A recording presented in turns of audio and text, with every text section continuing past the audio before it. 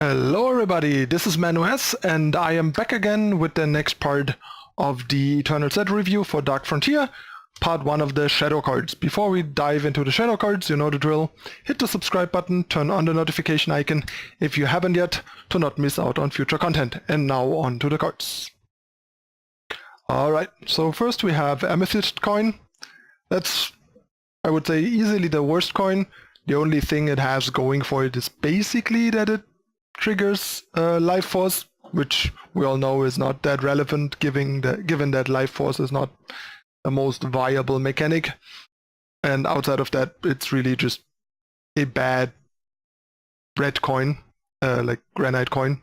So yeah, pretty underwhelming, even in limited, I would argue. Unless you have life force, it's probably overall worse than the Shadow Sigil.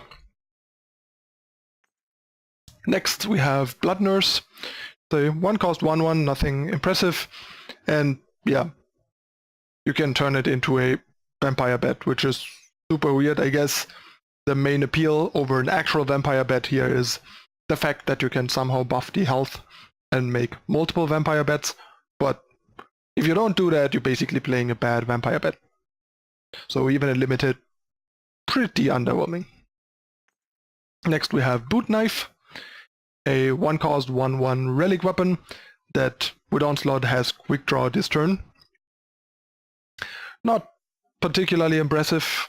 It lets you like finish something small or finish off a unit post combat and then have the 1/1 weapon for next turn, but all in all, even in limited, I think this is like too low impact and situational to be worth a slot in your deck. So my judgment is don't play this. Next we have Muck Crawler. In Constructed there's just not enough shift that you really would want to play to make this good enough, but I think in Limited, if your deck is like proactive enough and has enough shift to support this, I can totally see this being a decent 1-drop in Limited, since a conditional 1 cost 3/3 can be pretty powerful, especially in Limited. But it is pretty situational, so it only fits into very specific decks, but in the right deck it could be pretty good. Next we have Remembrance. This is a pretty sweet tool for Constructed. It allows you to cheat into play effects of cards that have expensive shift costs because they have powerful shift effects, and this is a great way to get around those, like Aurk Reclaimer, the 3-cost Flying Elf and stuff like that. There's a couple of options. And other than that, it's also a nice way to just reanimate cheap units and get the summon right away and then get the body later. Like for example, this works pretty nicely on Merchants, for example. It's just overall a pretty nice tool for the right kinds of decks in Constructed. And in Limited, I guess it seems fine, not particularly exciting. Next we have Spiteful Strike. All in all, as far as combat tricks go, in both formats, I would say it's a pretty solid one.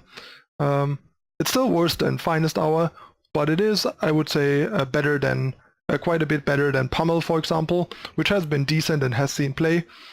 I think that time for combat tricks has become a lot harder in Constructed, especially ones that don't also help against like damage-based removal as much, like this one.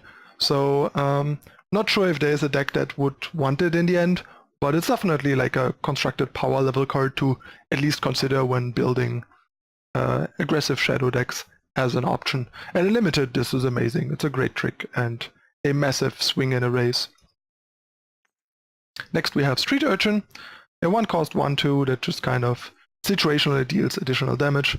When the enemy player plays a spell, Street Urchin deals 1 damage to them.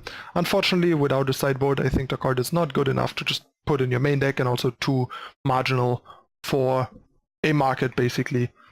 But it also comes with a twist 3 to draw the top card of the enemy deck to sort of cycle the card later, making it a bit more of a value thing and also attack better. But yeah, I think this would be an interesting card for sideboards if we had any, but outside of that I don't see the card being relevant in either format really. Next we have Vicious Rumors, the 1 cost low impact warp card in Shadow. This one just mills the opponent, or rather any player, for 2, including yourself. But yeah, 1 cost warp cards that are not worse.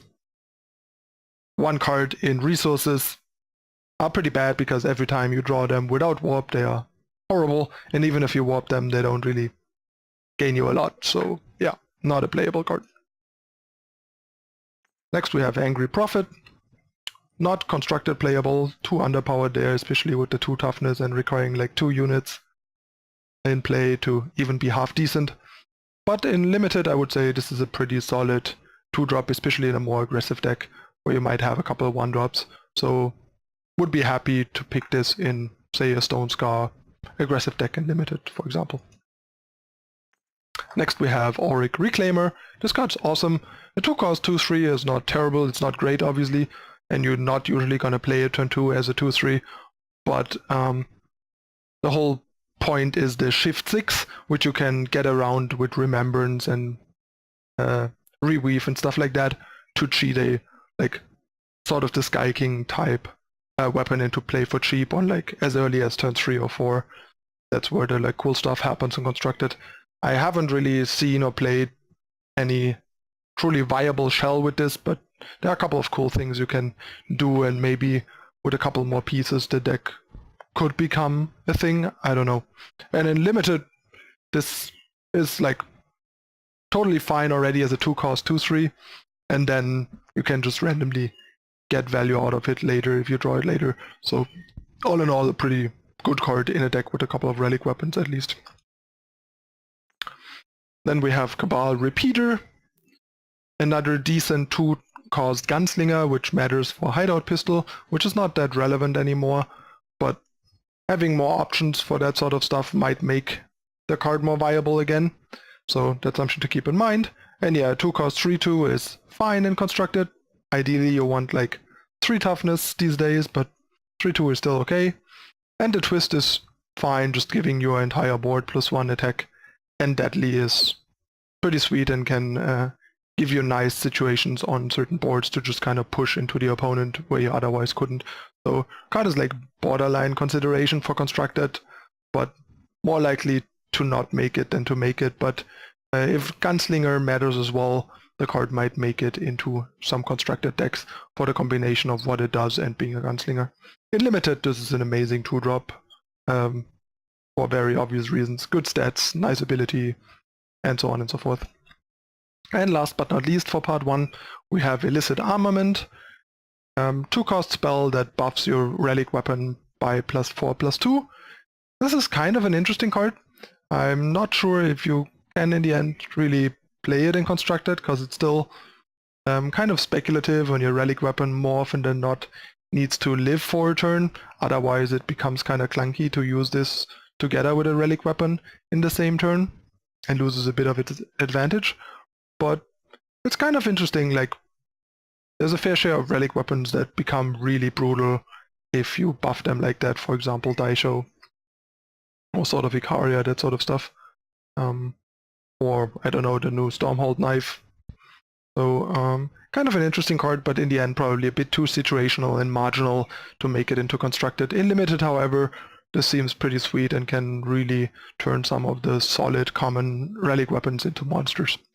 Alright, this concludes part 1 of the Shadow cards. Let me know in the comments what you think. If you enjoy it, hit the like button, subscribe to the channel for more, and share it with your friends. And please consider whitelisting EternalTitans.com and YouTube on your adblock to help support our free content. That would really mean a lot to us.